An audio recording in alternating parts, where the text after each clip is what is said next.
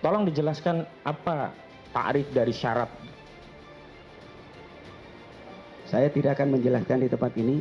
Saya tidak bisa menjelaskan di depan. Tidak mau menjawab, tidak menjelaskan? Tidak mau menjelaskan. Baik. Kalau pemahaman syarat itu segala hal yang harus dipenuhi sebelum terjadinya akad, itu syarat. Yang kedua, apa yang dimaksud dengan rukun? Saya tidak menjawab itu. Baik, kalau menurut saya ingin jelaskan, rukun itu adalah sesuatu yang harus hadir dalam sebuah akad. Misalkan sholat, takbiratul ihram itu rukun, ruku itu rukun, salam itu rukun. Kalau kurang, berarti tidak terpenuhi rukun. Sementara kalau bersuci itu syarat, sebelum sholat syaratnya gitu. Nah, dalam kasus ini, apa yang dilanggar dari, ya katakanlah tadi saudara sudah menyatakan itu ada yang dilanggar gitu. Itu masuk kategori rukun atau syarat yang kemudian dilanggar? Ada khitabul wadhi, ada khitabul taklif. Kalau taklif itu kan al-hakam al-khamsah, wajib, sunnah dan seterusnya. Kalau khitabul wadhi itu terkait mani, syarat, batal, rukun, sah, buhat dan seterusnya. Nah, pertanyaan saya, itu loh mau ke pertanyaan. Sebenarnya pertanyaan mudah tapi saya kasih pengantar. Dalam konteks khitabul taklif, hukum mubahalah itu apa? Dalam konteks al-hakam al-khamsah. Boleh ya, mubah ya? Boleh. Nah, tapi dihindari ya. Nah, ya.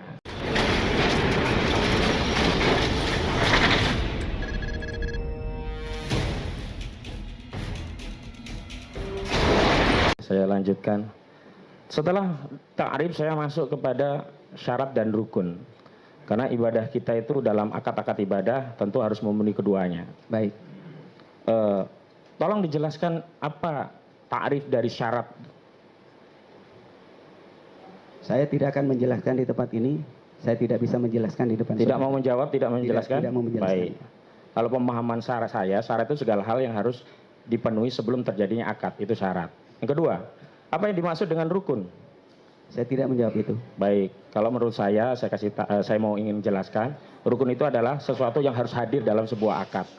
Misalkan sholat, takbiratul ihram itu rukun, ruku itu rukun, salam itu rukun. Kalau kurang, berarti tidak terpenuhi rukun.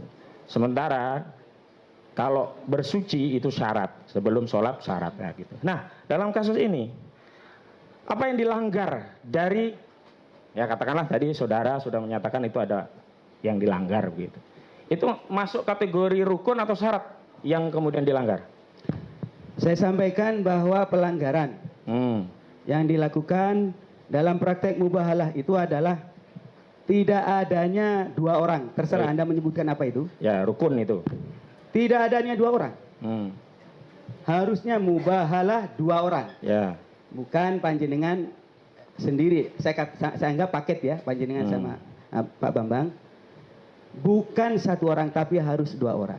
Saya lanjut. Kemudian yang kedua, saya ulangi lagi, mimba dimaja akaminal ilm. Maksudnya apa?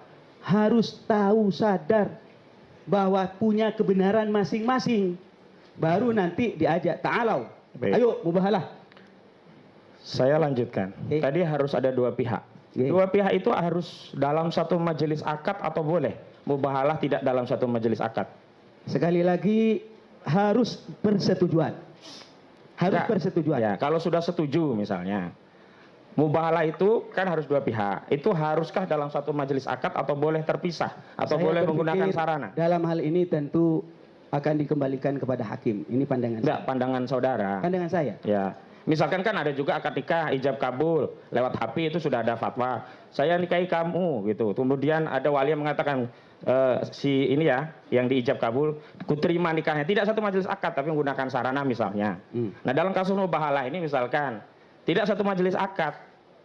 Boleh tidak gitu. Tidak boleh karena ini kan mubahalah sepihak. Baik. Nah, itu yang saya tanya. Ya, lanjutkan.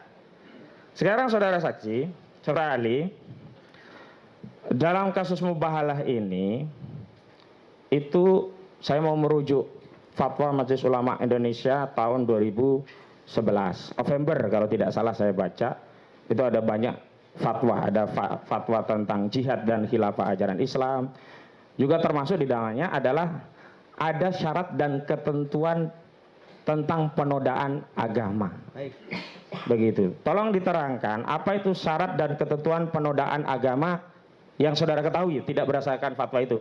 Kalau saudara tahu fatwa itu, monggo. Baik. Dawabit dan kriteria penodaan agama. berdasarkan pengetahuan yang saya tahu, karena saya ada di dalam Majelis Ulama Indonesia, saya harus tahu. Dan ternyata tercatat di sini Hakim Ketua. Dawabit kriterianya. Kriteria dan batasan tindakan yang termasuk dalam kategori perbuatan penodaan dan penistaan agama Islam adalah perbuatan menghina, menghujat, melecehkan, dan bentuk-bentuk perbuatan yang lain yang merendahkan. Merendahkan siapa? Al-Quran, Nabi Muhammad, Allah Subhanahu wa Ta'ala, ibadah mahdoh, sholat puasa, sahabat Rasulullah, simbol-simbol, dan syiar agama yang disakralkan seperti Ka'bah, masjid, adzan, termasuk adalah sumpah-sumpah yang dipraktikkan. Termasuk dalam tindakan penodaan agama sebagaimana disebut dalam angka 1 adalah perbuatan yang dilakukan namun tidak terbatas dalam bentuk namun tak terbatas dalam bentuk pembuatan gambar, ini poster, karikatur, konten video, ya, media cetak, media sosial, pernyataan dan ucapan di muka umum dan media. Ini adalah kriteria dawabit, kriteria penodaan agama yang saya kutip dari Majelis Ulama Indonesia, dan saya harus mengutip karena saya ada di dalamnya. Baik. Itu dari Fatwa Majelis Ulama. Baik, ya. ya. Saya lanjutkan. Tadi kan yang paling krusial adalah tidak dalam satu majelis akad tidak ada dua pihak, tidak ada akidain gitu loh. Kalau ini pernikahan nggak ada ijab kabul, ini ijab sendirian. Baik, gitu. Iya, Pak Ustadz. Ya. Dalam konteks misalkan ini akad ijab kabul, apa implikasi dari akad? Kalau ada orang ijab tapi tidak ada kabul? Kalau ini saya langsung tidak. Ini akad dulu. Izin, saya tidak lari kemana-mana. Ini bisa menjawab enggak pertanyaan saya ini? Saya tidak akan menjawab. Tidak bisa menjawab atau tidak akan menjawab? Tidak akan menjawab soal ijab kabul selain kasus ini. Nah, nanti saya masuk ke situ. Kalau ini tidak mau menjawab. Baik, saya lanjutkan. Kalau di dalam sholat itu ada salah satu rukun tidak terpenuhi, apa implikasi hukumnya? Batal. Batal, baik. Seorang muslim sholat tidak terpenuhi rukunnya, batal. Apakah dia kemudian juga disebut sebagai penoda agama? Tidak otomatis. Persoalannya adalah lanjut. Ketika diumumkan, ya, ketika di YouTube-kan, ya, andaikan salah berdua, Gus, sholatnya salah. Ya. Hanya bainaka wa bainallah. Hanya batal itu. Baik. Sama dengan mubahalah. Ya. Mubahalah yang dipraktekkan misalnya tidak memenuhi syarat rukun, rukun di dalamnya. Misalnya rukun nggak sesuai nih. Hanya batal begitu saja. Tetapi ketika diumumkan beda lagi. Baik. Pertanyaan selanjutnya. Ada orang bermubahalah dan sudah punya bukti, yakin, bahkan hakul yakin, dan kemudian dia siap dengan al-yamin, dengan bukti, tapi dia juga mau bermubahalah gitu. Saudara katakan tadi sudah mengumpulkan bukti gitu. Dalam kasus ini saya kasih tahu juga ya biar tahu. Gus Nur itu sudah mengumpulkan Bambang itu sudah mengumpulkan bukti penelitian 3 tahun terus dalam buku Jokowi Undercover. Itu sudah. Intinya apa itu? Terus dia kemudian menggugat. Enggak, inti daripada bukti itu apa? Pertanyaannya. Bukti itu menjelaskan bahwa ijazah Jokowi SD, SMP, SMA palsu. Terbukti. Bukti itu ada. Enggak terbukti di hakim enggak? Sedang digugat. Nah, saya lanjutkan. Sedang nanya kan enggak apa-apa ngobrol. Ya, kemudian digugat. Itu kan berarti ada itikat baik untuk menggugat. Kemudian terjadi kasus ini. Pertanyaan saya, apakah segala hal bukti itu harus disampaikan di dalam forum persidangan? Saya mengatakan di luar proses hukum, begitu.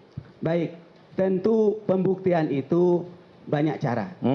Tapi dalam konteks Indonesia yang saya pahami, apalagi kasus besar, harus di dalam konteks agama saja. Kalau Indonesia nanti kami ahli pidana. Tentu harus ada bukti, ada saksi. Ya, bukan. Forumnya itu apakah harus semuanya di persidangan atau boleh pembuktian di luar persidangan? Misalnya ini ada orang jual beli, dia udah transfer bayar, diterima oleh pembeli, dibuktikan, oh udah terima, selesai. Baik. Jadi saya jawab, ini karena fokus kepada pertanyaan atau kasus yang ada ya. Dalam kasus ini Gus Nur menyampaikan ijazah Jokowi palsu. Kemudian dikuatkan dengan mubahalah. Benar ya?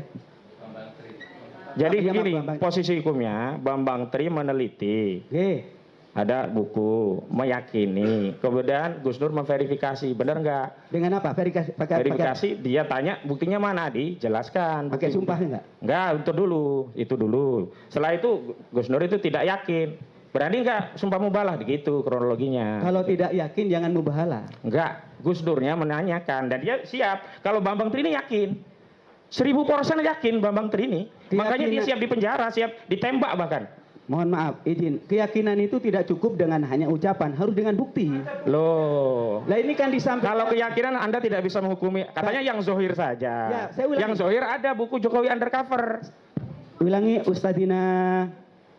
Dengerin dulu Ustadina bahwa bukti itu harus ditampilkan Ustadina. Saya tidak ngomong anu ya. Ya. Sekali lagi. Jadi bukti itu harus meyakinkan baru mubahalah. Dan satunya juga tampil juga. Kalau nggak mau jangan disebut mubahalah. Kalau disebut mubahalah, ini namanya istilah agama dibuat main-main. Gus, Ustadz. Nah, begini. Soal keyakinan itu kan yang zohir kita hukumi. Secara subjektif kita tidak tahu keyakinan orang. Nah, ada orang yang meyakini secara zohir dan dia punya bukti dan dia siap bermubahalah. Tentunya kalau saya kaitkan dengan definisi atau syarat yang saudara lakukan tadi kan sudah. Cuman persoalannya kalau hal terkait mubahalah tadi itu kan sudah terpenuhi kalau menurut kami ya semuanya. Oh, iya. Nah itu apakah harus juga bermubahalah itu di dalam sebuah forum pengadilan sebagai bentuk daripada pembuktian yang saudara terangkan? Terima kasih. Jadi praktek mubahalah, saya ulangi lagi, apa yang dipraktekkan itu karena salah. Sebentar. Tidak bisa dijadikan bukti, Pak Ustadz. Bukan. Kalau dalam penuduhan itu Saya kembali ke Rasul lah begini. Kalau Rasul mubahalah itu apakah yang dilakukan Rasul mubahalah itu harus di pengadilan atau tidak? Nah, Rasulullah kan pemilik tertinggi daripada kebenaran. Perlu dengan pengadilan atau tidak gitu loh.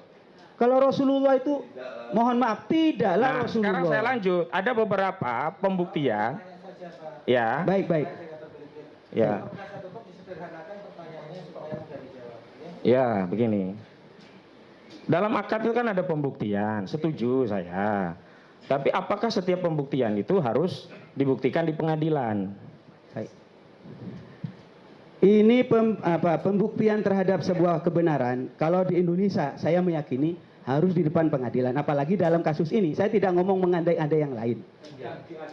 Ya, oke. Sedang diajukan. Ini urusan Bapak. Saya cuma berbicara dari sisi agama. Ya sebentar. Sebentar. Begini ya, saudara ahli. Jadi saya nanti akan ke sana. Mohon tidak melompat gitu loh, agar juga jamaah itu tahu mana yang harus di pengadilan, mana yang ternyata juga boleh di luar. Misalkan jual beli sudah diterima, oke. Tapi saudara nanti misalkan berpendapat untuk jual beli boleh di luar asal tidak ada sengketa. Tapi kalau ini mubahalah harus di pengadilan, nggak apa-apa jawabannya itu. Tapi satu-satu dulu gitu loh. Baik Ustadina. Ya. Karena kita ini berbicara dalam konteks mubahalah yang dipraktekkan dan terbuka. Saya ngomong ini, jangan masalah baik jual beli. Nanti keahlian saya bukan di situ nanti. Tolong dipahami. Baik, sekarang saya lanjutkan. Saksi tidak bisa dipaksa. Dan saya mau apa saksi masih kuat, sehat, atau perlu minum? Insya Allah. Kita silaturahim. Kita butuh nasihat lagi banyak ini kan. Jadi begini. Perlu minum, Pak Yai? Belum. Saya minta minum. Masa perlu juga? Monggo. Tolong diambilkan minum dulu. Makasih. Allahumma shalli ala Muhammad. Ini jangan nyebut. Ambilin air. Ini saking mulianya penasihat hukum sama terdakwa ngasih air minum. Ini menunjukkan saya ini dihormat. Iya, itu ihtiram kita. Jadi kita menggali ya ini ya. Baik, monggo. Silakan minum dulu Pak Yai. Terima kasih jazakallah. Gus, izin sambil nunggu air minum ya.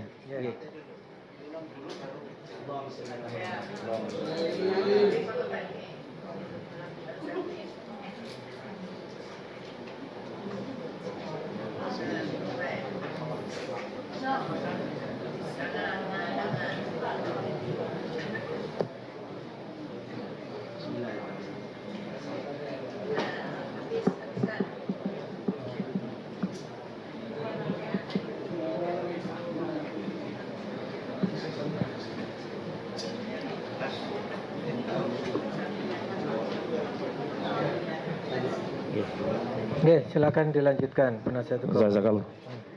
Baik. Terus sampai berdiri saya takut cantengan. Terus. Duduk sajalah. Ya, cantengan. Izin. Boleh yang mulia.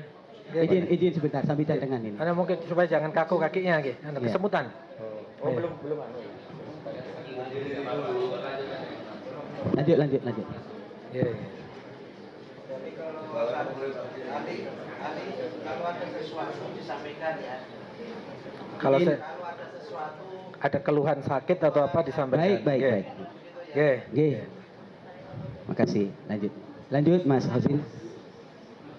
Dalam praktik mubahalah sepanjang peradaban Islam, sepengetahuan ahli, pernahkah terjadi implikasi mubahalah itu terjadi pada kaum tertentu, orang tertentu dan seterusnya?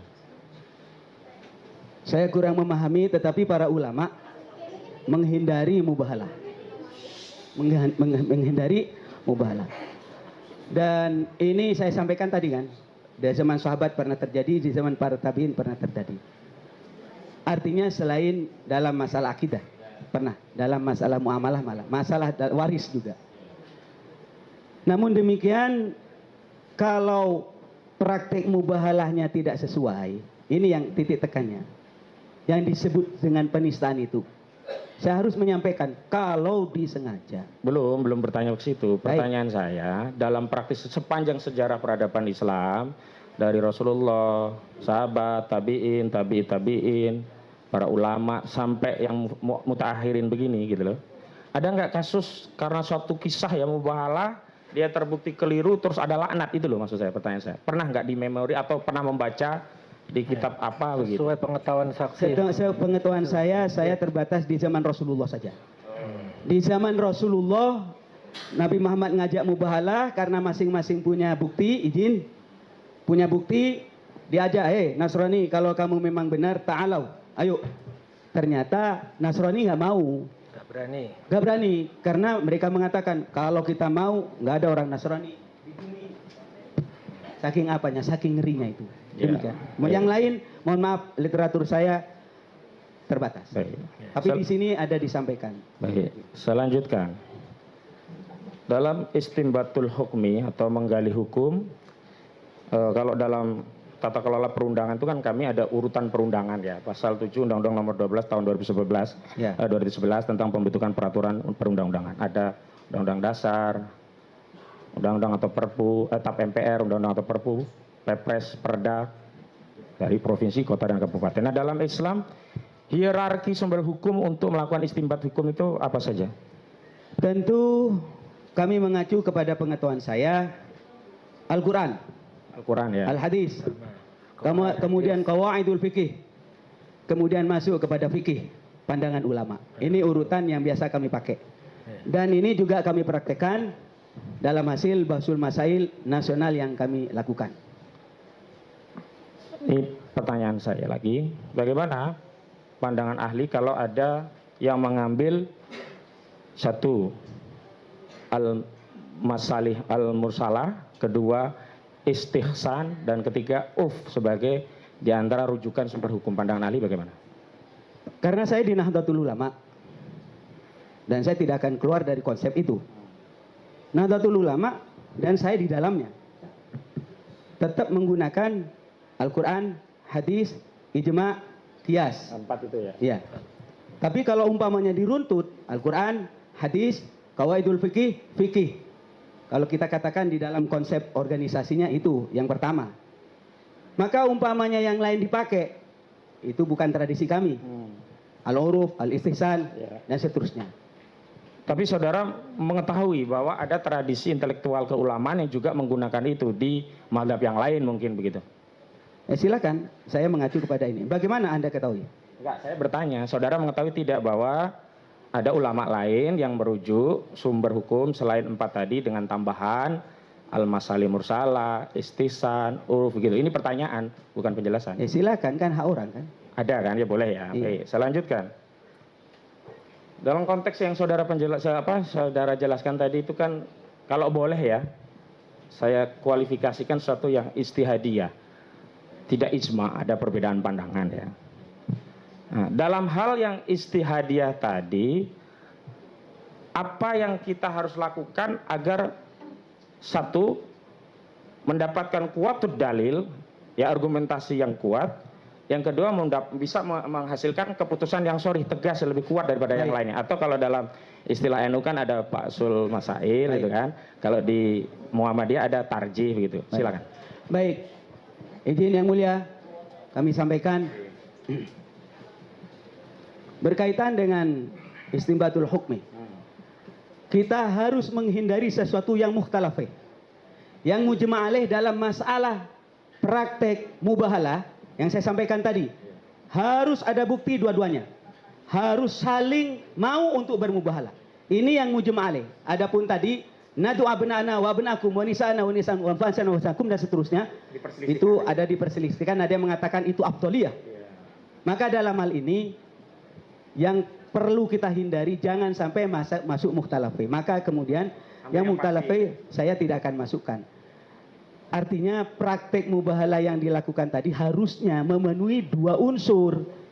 Sama-sama yakin, kemudian yang kedua sama-sama mau untuk bermubahalah. Bukan sepihak. Kalau sepihak jatuhnya itu tuduhan. Baik, saya lanjutkan. Dalam istimbat hukum ya, istimbatul hukmi fi syar'i gitu, ada dua kaidah. Yang pertama berkaitan dengan khitabu taklif, yang kedua berkaitan dengan khitabu wadi. Kalau taklif nanti adalah halal. Izin yang mulia, izin. Ya. Ini kayak pengajian jadinya. Saya fokus kepada pertanyaan yang berkaitan dengan masalah.